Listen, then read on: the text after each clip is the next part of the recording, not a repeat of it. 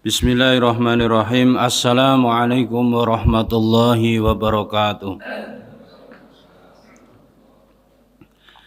Para jamaah, mari kita mulakan kajian di pagi hari ini dengan mengharap ridho kepada Allah Subhanahu wa taala. Mari kita awali dengan membaca basmalah. Bismillahirrahmanirrahim. Alhamdulillahi rabbil alamin, asbahna ala fitratil islam wa kalimatil ikhlas wa ala dini nabiyyina Muhammadin sallallahu alaihi wasallam wa ala milati abina Ibrahim hanifa wa ma kana minal musyrikin. Raditu billahi rabba wa bil islami dina wa bi Muhammadin nabiyya wa rasula. Ya rabbi lakal hamdu kama yanbaghi li jalalika wajhika wa adimi sultanik. Allahumma salli wa sallim wa barik ala sayyidina wa habibina wa qudwatina wa qurrata a'yunina Muhammadin sallallahu alaihi wasallam wa ala alihi wa sahbihi ajma'in. Ya ayyuhalladzina amanu taqullaha haqqa tuqatih wa la tamutunna illa wa antum muslimun. Wasari'u ila maghfiratin min rabbikum wa jannatin arduhas samawati wal ardu uiddat lil muttaqin. Allahumma la sahla ila ma ja'altahu sahla wa anta taj'alu hasna idza syi'ta sahla. Rabbi shrah li sadri wa yassir li amri wahlul 'uqdatam min lisani yafqahu qawli. Amma ba'du. Ikhwani fiddin, arsadani wa arsadakumullah, rahimani wa rahimakumullah. Bapak dan Ibu yang dirahmati Allah Subhanahu wa taala. Alhamdulillah, mari di pagi yang cerah, pagi yang indah, pagi yang penuh dengan barokah ini, kita panjatkan dulu puji dan syukur kepada Allah Subhanahu wa taala atas nikmat dan juga karunia rezeki yang banyak, sehat walafiat dan juga keamanan yang telah dilimpahkan Allah kepada kita semuanya. Mari kita syukuri dengan banyak-banyak membaca tahmid alhamdulillah, dan juga kita tetapkan dalam hati kita bahwa semua nikmat itu adalah kasih sayang Allah, bukan kasih sayang selain Allah. Dan marilah kita gunakan sebaik-baiknya nikmat itu untuk mencari ridha Allah Subhanahu wa taala. Alhamdulillah, kita juga bisa ketawa ketiwi, tidak dalam keadaan sedih, hatinya tidak terganjal, mungkin yang kecil maupun yang besar, di mana kita punya masalah namun kita oleh Allah Subhanahu wa taala diberi rezeki lupa. Yang duwe utang tapi enggak ingat, masih bisa ketawa ketiwi. Masih punya banyak masalah tapi kita bisa dimampukan oleh Allah. Alhamdulillah, kita masih punya ilmu amal-amal spesial di mana tidak setiap orang mampu untuk melaksanakan fardhu ini, yakni sholat subuh berjamaah, apalagi kemudian ahad-ahad dimampukan untuk thalabul ilmi. Ada yang orang ini tidak mampu karena mungkin terus tidur lagi atau tidak diinginkan kebaikannya oleh Allah, kemudian mempunyai acara-acara yang logo. Boleh jadi mereka bersama dengan teman-teman sehobinya, atau mereka punya teman-teman satu spesies yang sama, kemudian mencari kebahagiaan-kebahagiaan yang tidak punya nilai akhirat. Hari ini kita berlimpah-limpah kenikmatan karunia dari Allah.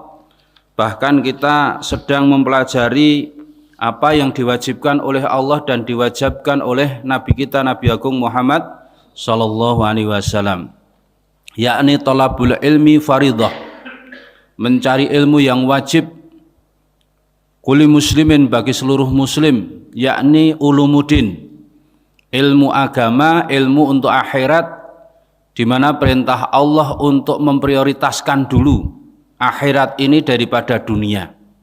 Dunia itu nomor 7.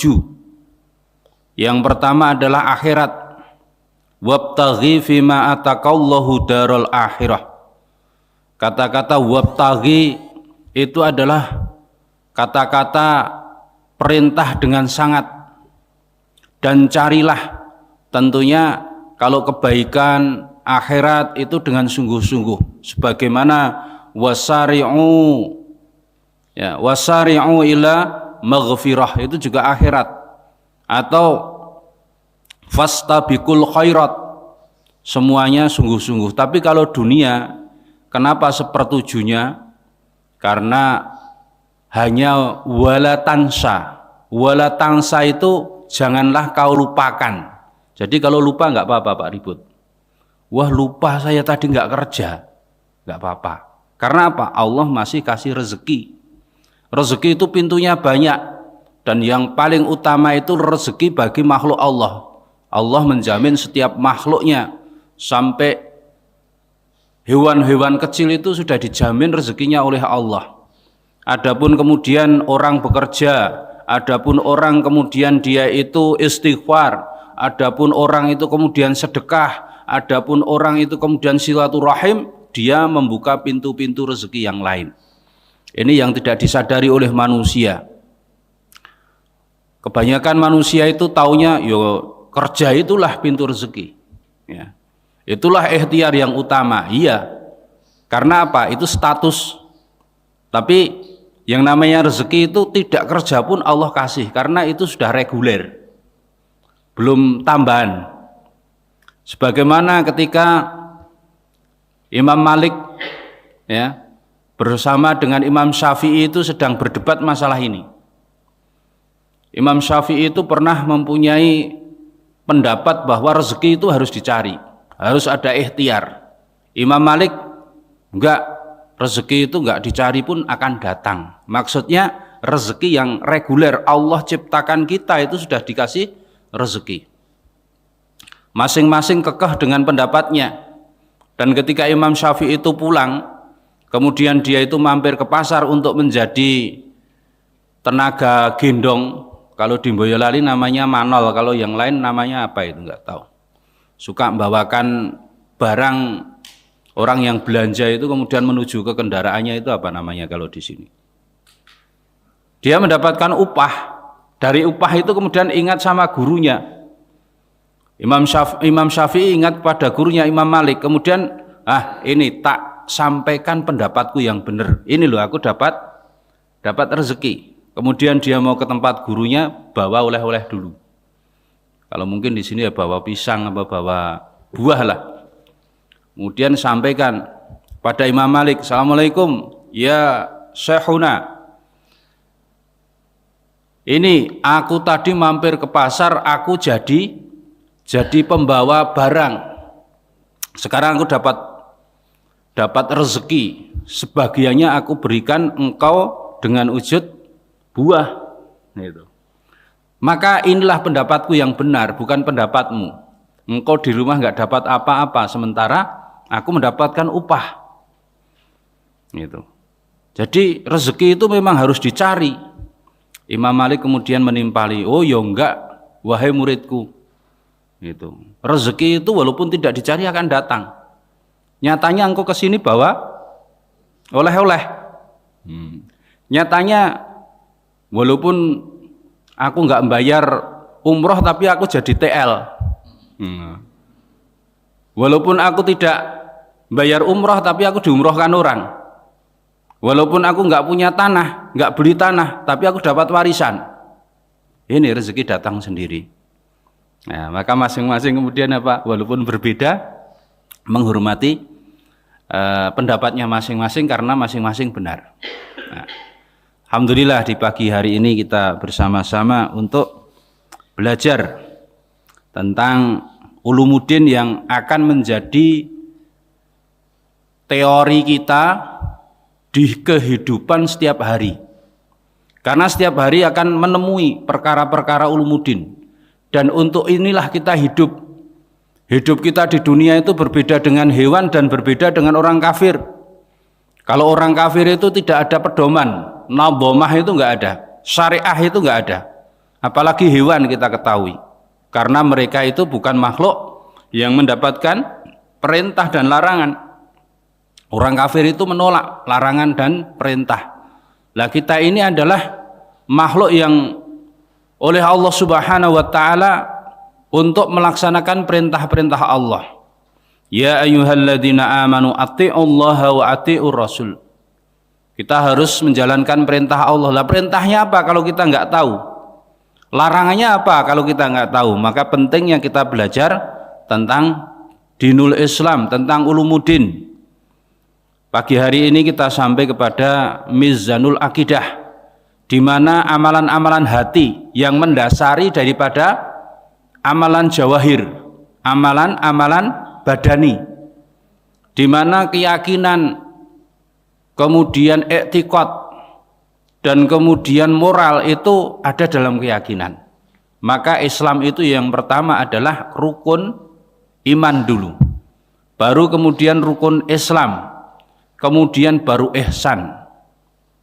Rukun iman itu terkodifikasi dalam syahadat.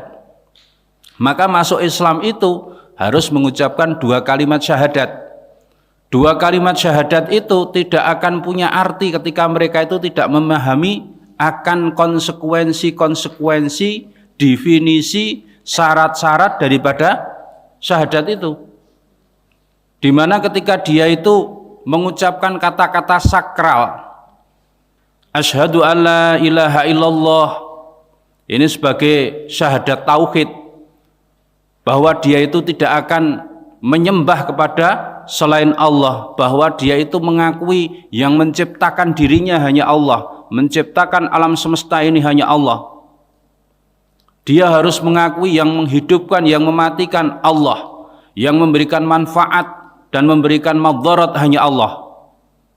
Orang yang mengucapkan syahadat itu kemudian mengakui bahwa yang menguasai hanya Allah, yang memiliki hukum-hukum hanya Allah, yang memberikan rezeki hanya Allah. Ada 16 itu Pak. Makna la ilaha illallah itu ada 16.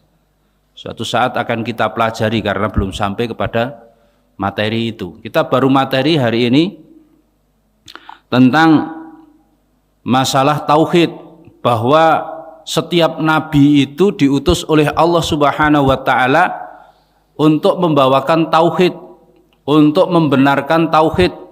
Termasuk pada pagi hari ini subtema kita adalah bahwa tauhid itu berada dalam dakwahnya atau nubuwahnya atau risalahnya Nabi Muhammad sallallahu alaihi wasallam.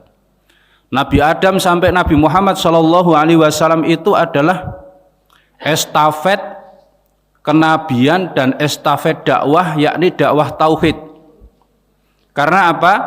Nabi Muhammad sebagai khatamul anbiya, sebagai penutup para nabi, beliau diutus oleh Allah Subhanahu wa taala menjadi penutup para nabi, penutup para rasul, dan sebagai rasul seluruh alam, bukan hanya spesifik kepada orang-orang Bani Israel. Ini menunjukkan bahwa Nabi Muhammad lebih luas cakupannya, kemudian lebih luas wilayah kenabiannya, dan juga lebih luas daripada segmen yang oleh Allah diperintahkan untuk menjadi rasul bagi seluruh dunia. Bahkan escape ya, di luar batas frekuensi dan juga alam, yakni ada nama alam jin. Jin itu juga mendapatkan risalah dari Nabi Muhammad sallallahu alaihi wasallam. Maka dalam Al-Qur'an itu ada surat jin, di mana secara khusus menerangkan tentang fenomena adanya jin. Dan kita sebagai kaum muslimin hanya diminta untuk meyakini, tidak mesti harus membuktikan, kemudian pergi mencari celah, mencari jalan untuk pergi ke dunia jin, atau mencari jin untuk kita interogasi. Nah, cukuplah Allah menerangkan dalam Al-Quran bahwa jin itu salah satu dari makhluk Allah yang mendapatkan beban hukum, yakni menjadi mukallaf, menjadi orang-orang yang mendapatkan syariat untuk mengerjakan perintah dan larangan. Baiklah, Bapak Ibu jamaah rahimakumullah, akidah tauhid itu adalah akidah yang disebarkan oleh setiap nabi. Maka akidah tauhid adalah termasuk dakwahnya Nabi Muhammad SAW. Hal ini terangkum dalam beberapa poin, di antaranya bahwa di dalam Al-Quran itu antara ayat pertama sampai ayat terakhir itu berkenaan dengan masalah tauhid. Dan kebanyakan dalam Al-Quran menerangkan, menggambarkan, menceritakan tentang masalah tauhid. Dari masalah penciptaan Nabi Adam, penciptaan alam semesta, sampai kemudian kisah-kisah para nabi, para pembangkang-pembangkang para nabi, semuanya ini berkaitan dengan masalah tauhid. Contoh penciptaan Adam, di mana di situ ada Adam yang disuruh malaikat itu bersujud kepada Adam. Maka kemudian ketika perintah wa id qulna lil malaikati isjudu li adama fasajadu illa iblis abba wastakbar wa kana minal kafirin. Ketika Allah memerintahkan seluruh malaikat termasuk jin, termasuk Izazil, cikal bakal daripada iblis, itu diperintahkan untuk bersujud menghormati Adam, maka iblis enggan. Iblis sombong. La wa kana minal kafirin. Kalau di sini tidak ada tauhid, maknanya tauhid rububiyah, karena memang iblis itu yakin dan iman kepada Allah itu lebih kuat karena pernah bertemu dengan Allah, pernah berbicara kepada Allah, namun iblis dicap oleh Allah minal kafirin karena mereka kalau dibagi tidak memiliki ketaatan yang disebut tauhid uluhiyah. Tauhid, justru tauhid uluhiyah lah ini yang kemudian para nabi itu diutus. Dengan tauhid uluhiyah lah ini kemudian para manusia itu diluruskan oleh risalah kenabian. Orang-orang kafir Quraisy, pengikutnya Isa bin Maryam, pengikutnya Musa. Pengikut Isa bin Maryam mengatakan Isa ibnullah. Pengikut Nabi Musa mengatakan Uzair ibnullah. Ini tentunya sesuatu yang menyimpang dari tauhid, karena Allah itu lam yalid walam yulad walam yakullahu kufuwan ahad. Diluruskan oleh Nabi Muhammad dengan surat Al-Ikhlas itu, bahwa Allah adalah zat yang tidak memiliki anak dan tidak diperanakkan. Poin yang pertama, bahwa kebanyakan ayat-ayat Quran itu bicara masalah tauhid. Poin yang kedua, bahwa Rasulullah SAW dalam seluruh hidup kenabiannya selama 23 tahun, Nabi Muhammad itu konsen, fokus untuk mendakwahkan tauhid. Apalagi di fase Makkah, di awal dakwah beliau ini, Nabi Muhammad itu fokus, ayat-ayatnya juga fokus membina, mentarbiyah para pengikutnya, bahkan mendebat orang-orang kafir, dari minal kafirina min ahlil kitab maupun musyrikin Mekah, itu mendebat tentang masalah tauhid, di mana orang-orang Quraisy Mekah maupun orang Yahudi dari Bani Israel itu, mereka itu cacat dalam tauhid, kemudian didebat oleh Rasulullah berkenaan dengan masalah ini. Maka Bapak Ibu jamaah rahimakumullah, betapa kita harus mempelajari masalah tauhid, karena banyak hari ini yang tercampurkan tauhidnya, ya, karena mereka tidak paham. Kalau kita entah dari mana mau menggunakan pembelajaran tauhid pakai orang-orang NU, ya, namanya menggunakan Asy'ariyah, atau menggunakan cara At-Ta'irah, menggunakan Asariyah. Ada dibagi menjadi 3, ada tauhid rububiyah, ada tauhid uluhiyah, dan juga tauhid asma wa sifat. Ada juga yang membagi 4, ditambah lagi dengan tauhid mulkiyah, atau dibagi menjadi sifat yang 20.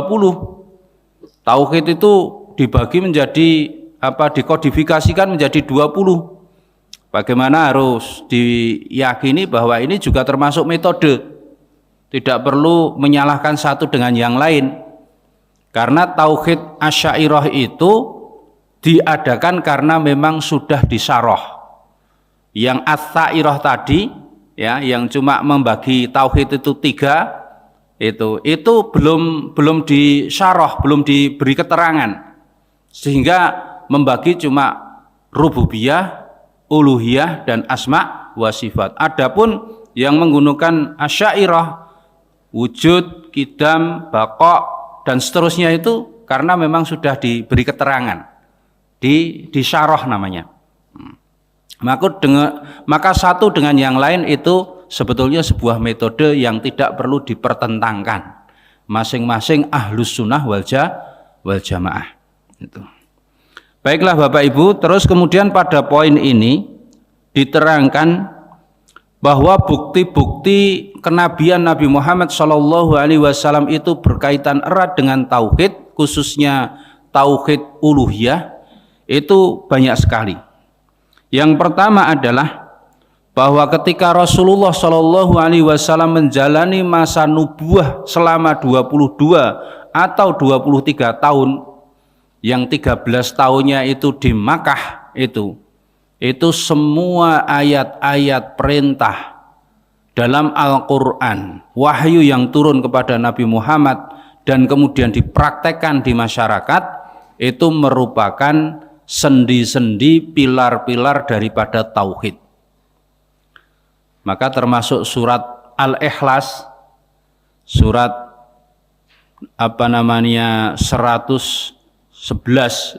daripada 112 daripada Al-Quran ini, itu termasuk surat Makkiyah, di mana diturunkan di Makkah dalam rangka untuk memberikan keterangan tentang sifat-sifat Allah, untuk mendebat orang-orang kafir, baik itu dari golongan orang-orang ahli kitab maupun orang-orang musyrik Mekah, bahwa Allah Subhanahu wa Ta'ala itu tidak sebagaimana disangkakan. Itu subhanallahi amma yusyrikun, maha suci Allah dari apa yang telah mereka sekutukan.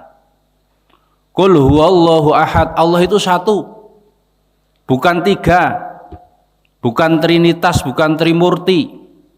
Karena memang keyakinan ini ternyata itu sudah turun-temurun dari dulu ketika zamannya Nabi Nuh, di mana kemusyrikan itu bermula dari Nabi Nuh, di mana mereka itu berangsur-angsur talbiskan iblis, dibelokkan iblis dalam penyembahan tauhid yang murni kepada Allah Subhanahu wa Ta'ala, di mana mereka itu bermula menyembah patung-patung nenek moyang mereka yang semula memperingati daripada jasa-jasanya, kemudian bergeser karena bergantinya masa dan bergantinya generasi, kemudian mereka mengkultuskan patung-patung itu sehingga menjadi kemusyrikan. Di Jawa saja seperti itu, ya. Yang namanya recong gladak itu dulu itu ya cuma sebagai pajangan belaka oleh Keraton Solo. Nah, kemudian karena tidak tahu tujuannya, kemudian rakyat, orang-orang banyak yang tidak memiliki ilmu, kemudian memuji dan memuja di situ. Mereka kemudian membuat ritual-ritual tertentu. Di tempat saya dulu juga ada, Pak. Tapi alhamdulillah kemudian dai-dainya itu sigap. Dulu di perempatan jalan itu ada kelenteng namanya. Batu sebesar ini, lingga gitu, tengahnya itu ada kayak dinamakan kelenteng karena memang itu peninggalan dulu gitu, sesembahan dulu. Dulu itu sudah Islam, tapi mereka itu kalau ingin punya resepsi kerja atau punya hajatan apa-apa itu mesti ke situ membawa takir, isinya itu macam-macam itu, kemudian di situ sambil mengucapkan ucapan-ucapan. Baik itu isti'anah maupun istighatsah maupun isti'adah kepada kelenteng itu, yang dimaksudnya penunggu kelenteng itu. Nah, kalau sekarang kelenteng itu kan bangunan yang digunakan oleh orang-orang Cina untuk nyembah. Enggak, dulu kelenteng itu lingga-lingga itu, yang sekarang itu dikumpulkan entah di mana. Saya juga nggak tahu itu, sekarang itu entah dibeli atau dulu itu padahal itu keramatkan di situ. Ya. Nah, mereka menggunakan wasilah-wasilah apa saja. Itu untuk mencari ini keyakinan mereka. Di Solo itu, Keraton Solo dulu itu punya perahu. Perahu ini sudah hilang, tinggal kepalanya perahu itu. Namanya apa itu, berbentuk kepala apa itu namanya? Namanya Rajamala. Dulu ya cuma sebagai hiasan di kepala perahu itu, karena dulu itu kan dekat Bengawan Solo. Transportasinya itu pakai air. Lalu itu kemudian dikasih sesaji. Kemudian disebut-sebut untuk melengkapi atau bisa memenuhi hajat-hajat mereka. Banyak sekali di daerah-daerah itu, ada pohon, ada batu besar, ada suatu bentuk yang aneh gitu, atau fenomena yang aneh itu dijadikan untuk wasilah-wasilah mereka untuk berdoa. Itu. Lah, dulu ketika Nabi Muhammad datang, itu sudah pada puncak-puncaknya kemusyrikan itu di Mekah itu. Sehingga Baitullah, namanya saja Baitullah, mereka mengakui bahwa Ka'bah ini adalah Baitullah, tapi mereka mengadakan tandingan-tandingan, wasilah-wasilah untuk berdoa. Di sekitar Ka'bah itu ada sekitar 360 patung. Jadi tiap hari itu dia itu berganti-ganti patung. Hari ini patung ini, besok patung itu. Ya, namanya masing-masing. Yang besar, yang terkenal itu di sekitar Makkah itu ada Lata, Uzza, Manat, ya. Banyak sekali yang menjadi wasilah untuk berdoa mereka. Mereka masih percaya kepada Allah. Loh, hebat toh. Hari ini pun banyak yang percaya kepada Allah, tapi mereka itu menyampingkan tauhid uluhiyah. Kalau sekarang, kalau dulu mereka itu masih musyriknya musyrik rububiyah. Sebagaimana orang-orang kafir Mekah itu, mereka itu beribadah kepada patung-patung. Itu meyakini bahwa patung itu memberikan hajat kepada mereka. Itu. Mereka tidak tidak dalam hal patung itu tidak melakukan syirik uluhiyah. Syirik yang sifatnya perintah dan larangan. Tapi mereka melakukan syirik rububiyah. Syirik rububiyah itu syirik yang sifatnya keyakinan dalam hati. Kita hari ini juga yakin bahwa yang memberikan rezeki siapa? Allah. Kalau ditanya, bapak-bapak, yang memberi sampean sehat siapa? Oh, nggih Gusti Allah. Siapa yang memberikan kita ini aman? Ya Allah gitu. Tapi ketika mereka itu diperintah untuk mengerjakan peribadatan, ayo kita bersyukur kepada Allah, mereka kebanyakan tidak mau. Ayo sholat. Gitu. Banyak yang nggak mau. Belum saja sholat, ayo kita menjalankan perintah Allah yang lain. Kalau ibu-ibu itu, ayo diperintahkan untuk nutup aurat, nggak mau. Ayo kita diperintahkan untuk bersyukur, nggak mau. Ayo kita diperintahkan untuk menjalankan syariat-syariat yang lain, termasuk bagi waris, termasuk milih pemimpin. Itu semuanya kan syariat-syariat Allah. Gitu. Maka dalam surat Al-Luqman itu disebutkan, itu wa id sa'altum man khalaqas samawati wal ard la yaqulunallahu qulil hamdulillahi bal aksaruhum la ya'lamun. Ketika mereka ditanya, orang-orang ya mungkin seperti hari ini, orang yang tidak mau menjalankan perintah Allah itu, ayo siapa yang menciptakan langit dan bumi, siapa yang memberikan rezeki, siapa yang kemudian membuat rasa aman, mereka akan berkata Allah. Qulil hamdulillah. Kalau begitu ayo kita bersyukur kepada Allah dengan mengerjakan sholat. Ayo kemudian kita itu menjalankan perintah-perintah syariat Allah yang lain. Kebanyakan mereka nggak mau. Ya. Hari ini yang terjadi seperti itu. Kalau dulu mereka itu meyakini Allah, tapi mereka itu melalui wasilah-wasilah yang namanya patung-patung itu. Nah ini yang pertama. Yang kedua, bahwa Rasulullah Shallallahu Alaihi Wasallam diperintahkan, umirtu an uqatilan nasa hatta yashhadu an la ilaha illallah wa anna Muhammadur Rasulullah sesungguhnya aku diperintahkan untuk memerangi manusia supaya mereka itu bersyahadat, meyakini masuk Islam dengan mengucapkan syahadat asyhadu alla ilaha illallah wa anna muhammadar rasulullah wa yuqimus shalah wa yu'tuz zakah, kemudian mereka mengerjakan syariat yang lain, yakni mengerjakan sholat, membayar zakat.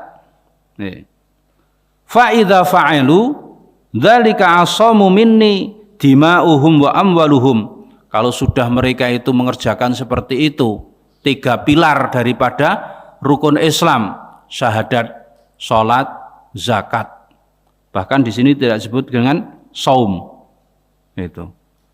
Mereka sudah terpelihara dirinya, baik itu dima'uhum, darahnya tidak boleh dibunuh, gitu. Wa amwaluhum, dan juga hartanya tidak boleh untuk dirampas, illa bihaqqil Islam, kecuali dengan hak Islam. Loh, hak Islam itu apa? Nanti akan diterangkan. Wa hisabuhum 'alallah, dan adapun hati mereka itu terserah kepada Allah. Berarti kan secara zahir kita ini apa? Dalam rangka untuk melindungi diri kita di dunia untuk masuk Islam, karena akan terjaga kehormatan kita, darah kita, harta kita. Tapi kalau tidak, ya diserahkan kepada Allah nanti. Kalau mereka itu punya hati melebu Islam, cuma mulutnya saja, setelah itu kemudian tidak mau sholat, tidak mau zakat, tidak mau puasa atau tidak mau haji, mengerjakan rukun yang 5 itu, diserahkan kepada Allah. Adapun hisabnya terserah kepada Allah. Kalau mereka itu masih tidak mau, berarti apa? Itu tadi diperangi dengan bihaqil Islam. Kalau dalam Islam dikenal dengan apa? Orang itu kalau murtad itu maka dibunuh. Orang itu kalau kemudian selingkuh dengan tetangganya, namanya zina muhson, itu dirajam. Itu orang itu kalau perang itu dibunuh, itu namanya bihaqil Islam. Kecuali itu tidak boleh. Islam menjunjung tinggi tentang kehormatan apalagi nyawa seorang manusia. Ini yang kedua. Yang ketiga, jika kita perhatikan Al-Quran yang diturunkan kepada beliau Nabi Muhammad SAW, itu berbicara seputar pengukuhan akidah, pengokohan akidah, pembinaan akidah. Maka beliau diutus oleh Allah, huwallazi ba'asa fil ummiyina rasulam minhum yajlu alaihim ayatihi wa yuzakkihim wa yu'allimhumul kitab.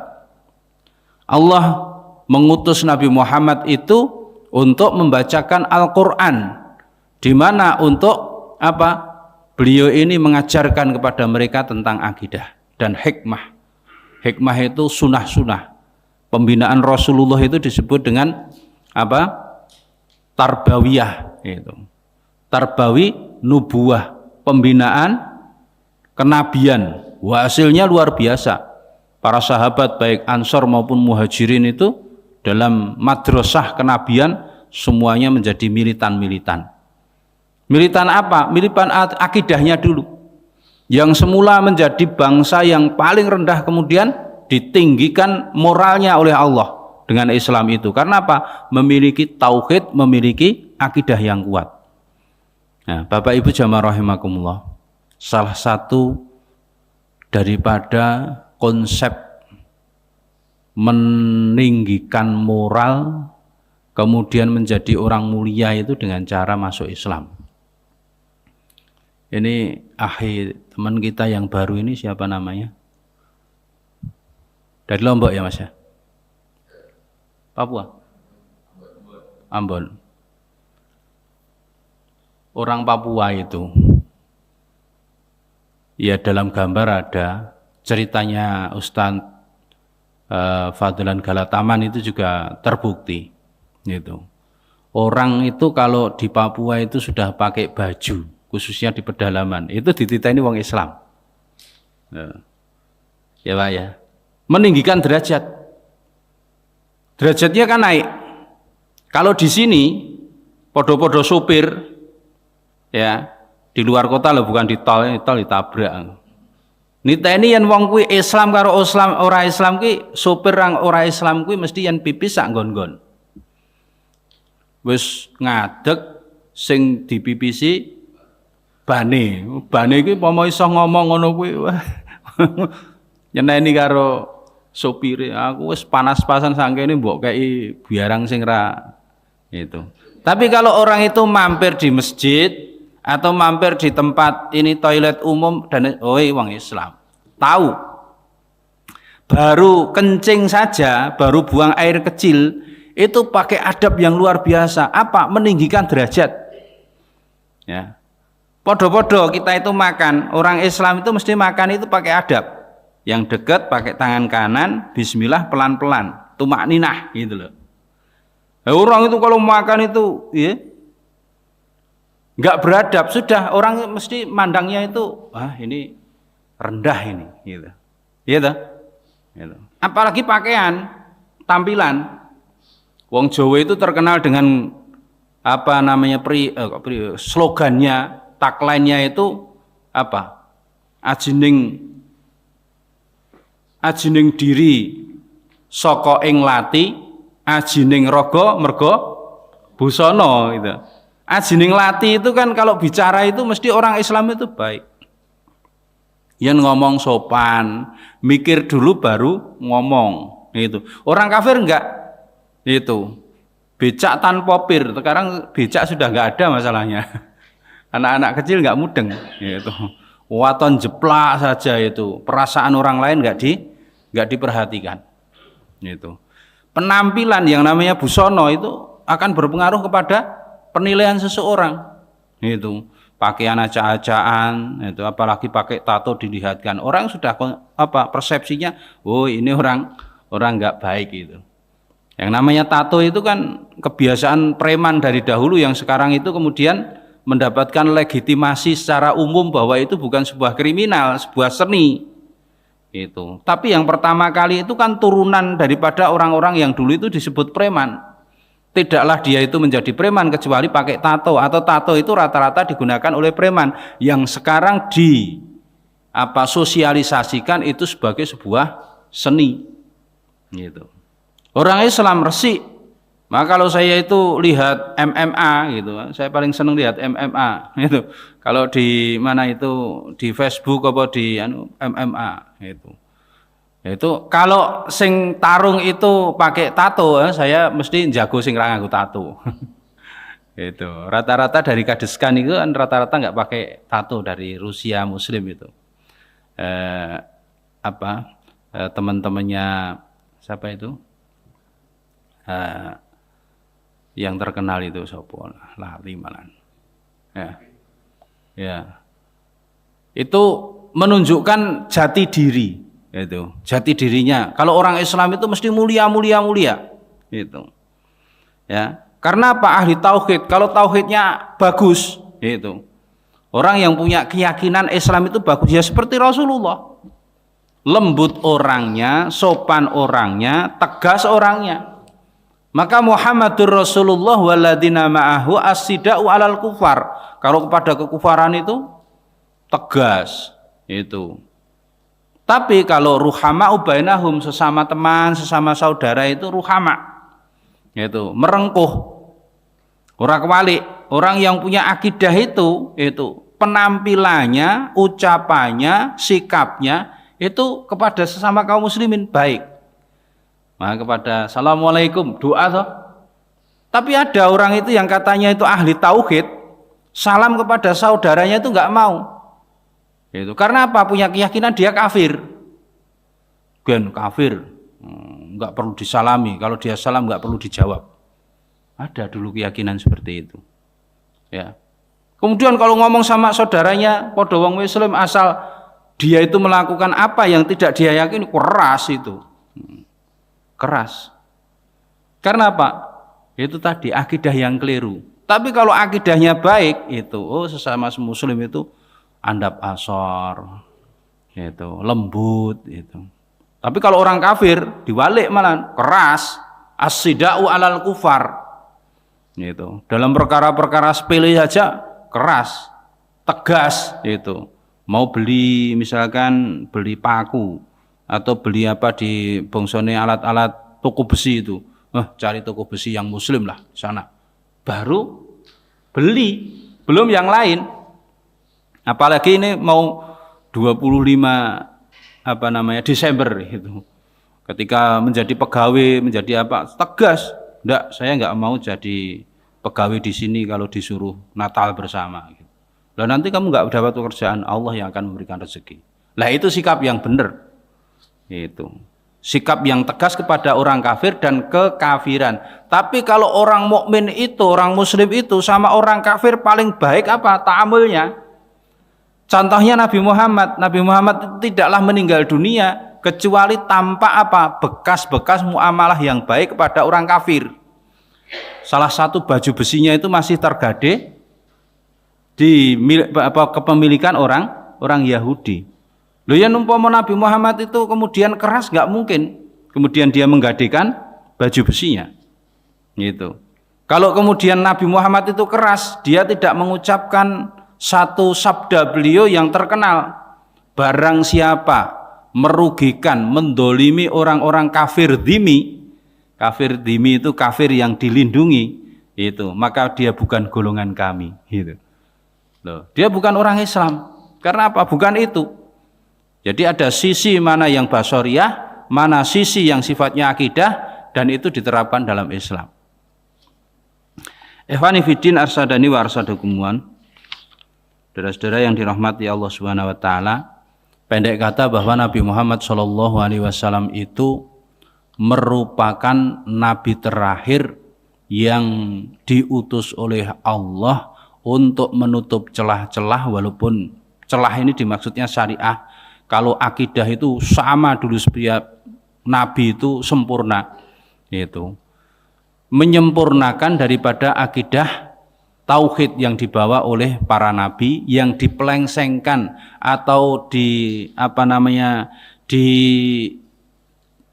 dicacatkan oleh pengikut-pengikutnya. Orang Yahudi, orang Nasrani itu melenceng dari tauhidullah. Kemudian diturunkanlah Nabi Muhammad SAW. Ketika pertama kali tauhid itu dipelengsengkan di masa Nabi Idris, kemudian diutus Nabi Nuh. Nabi Nuh itu umurnya itu lebih daripada 950 tahun. Dakwahnya saja 950 tahun, khusus berdoa masalah tauhid. Karena apa? Bergesernya tauhid pengikut-pengikutnya ketika Nabi Idris, ya. Nabi Idris dengan Nabi Adam itu 15 generasi. Nabi Adam sampai Nabi Idris itu masih bagus, ketika Nabi Idris itu kemudian ada penyimpangan. Lah diluruskan pada masa Nabi Nuh. Maka ketika tidak bisa selesaikan, tidak mau menerima dakwah Nabi Nuh, kemudian semuanya oleh Allah sudah tidak butuh makhluk-makhluk yang menyekutukan Allah, yang ingkar kepada Allah. Kemudian dibuat oleh Allah itu, kemudian ditumpas seluruh manusia waktu itu, kecuali makhluk-makhluk yang masuk ke dalam perahunya Nabi Nuh. Maka Nabi Nuh itu berpasang-pasangan. Nah, menjadi cikal bakal kembalinya keturunan manusia maupun hewan waktu itu. Kemudian setelah itu Nabi Nuh sampai kepada Nabi Ibrahim, itu terjadi penyimpangan-penyimpangan. Itu ada kaumnya Nabi Soleh, kaumnya Nabi Lut, itu yang melakukan, bukan hanya dia itu melakukan dosa-dosa besar, tapi yang paling penting itu adalah meluruskan tauhid. Adapun tambahan seperti orang-orang Sodom, orang Gomorrah itu, yang sekarang itu disebut dengan orang Sodomi, ya, orang LGBT itu, yang hari ini mendapatkan kucuran dana dari Amerika itu luar biasa di Indonesia untuk dikampanyekan LGBT.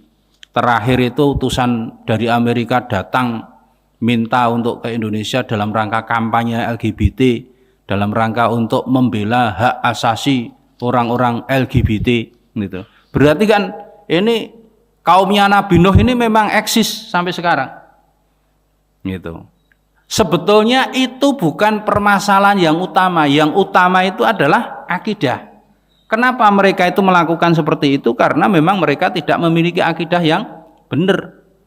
Kalau kemudian ada waria atau ada kemudian dia sholat dan lain, kalau dia sholat itu adalah kelebihan dia menekan dirinya itu untuk sholat, tapi akidahnya nggak benar. Kenapa? Dia itu mengingkari fitrah daripada penciptaan. Akidah larinya. Maka yang sudah meninggal itu siapa itu? Dorse itu. Ketika disuruh menguburkan aku sebagai seorang wanita, para ulama, para kiai nggak mau. Kamu itu laki-laki lahir dan kamu itu sejatinya laki-laki, maka harus dikuburkan secara laki-laki. Menunjukkan eksistensi apa? Kebenaran. Ketika kemudian dia ini hidup dengan kamuflase seorang wanita itu sampai kemudian mengadopsi anak dan lain sebagainya, itu ya dosa dia. Adapun kebenaran harus ditegakkan. Nah, LGBT itu hanya sebagai ekses, termasuk dosa besar. Namun di balik itu ada dosa yang lebih besar, namanya dosa syirik, dosa ingkar kafir, mengingkari daripada perintah Allah, menyekutukan Allah dalam ketaatan. Gitu. Pun juga yang lain seperti Fir'aun. Gitu. Kalau kita bicara masalah Fir'aun berarti bicara masalah kekuasaan. Itu lawannya siapa? Musa. Musa itu senjatanya apa? Senjatanya tongkat. Mukjizatnya tongkat. Jadi untuk melawan daripada tirani yang luar biasa waktu itu cukup dengan tongkat. Hari ini pun kita harus punya tongkat. Jenenge apa? Jimat. Jimat itu apa? Wong Jawa. Siji sing dirumat. Jimat itu siji sing dirumat. Apa itu? Ya akidah, ya tauhid ini.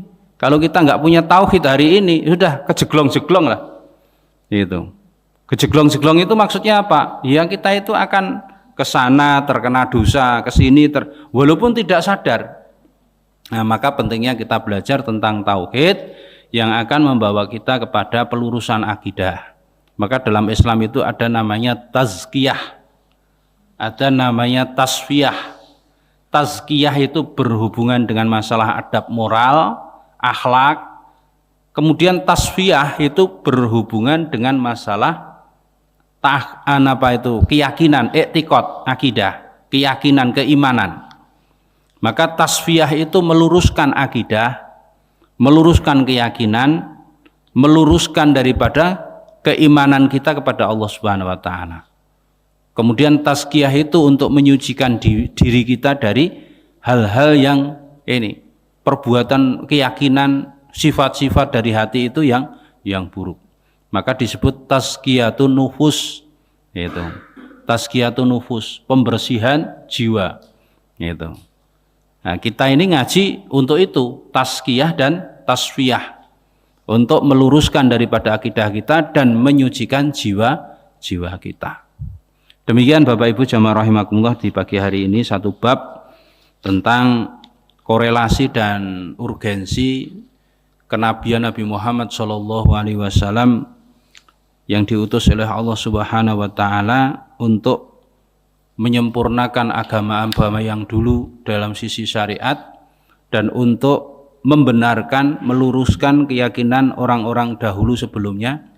Maka disebut musaddiqal lima baina yadai, membenarkan daripada apa yang datang sebelum orang-orang dahulu dan juga memberikan pelajaran kepada orang-orang yang akan datang. Insya Allah besok kita masuk kepada karakteristik dan keistimewaan akidah Islamiyah, tentang bagaimana pokok-pokok dan juga keistimewaan serta kelebihan-kelebihan dari agama-agama keyakinan yang lain tentang Islam yang kita yakini hari ini. Dan kita harus tahu bahwa Islam itu punya banyak keistimewaan dari sendi-sendi keyakinan, sendi-sendi akidah yang insya Allah nanti kita akan pelajari lebih lanjut. Demikian, semoga bermanfaat apa yang kita pelajari pagi hari ini, dan semoga Allah Subhanahu wa taala membimbing kita, memberikan istiqomah kepada kita di dalam mempelajari, mengamalkan dan memperjuangkan Islam ini, dan semoga Allah memberikan kita hidup dengan Islam ini, mati dengan Islam ini, dan nanti kita bangkit di hadapan Allah tetap dalam keadaan menjadi seorang muslim, seorang mukmin. Aqulu qauli hadza wastaghfirullah li wa lakum innallaha ghafurur rahim. Subhanakallahumma wa bihamdika asyhadu an la ilaha illa anta astaghfiruka wa atubu ilaik. Assalamualaikum warahmatullahi wabarakatuh.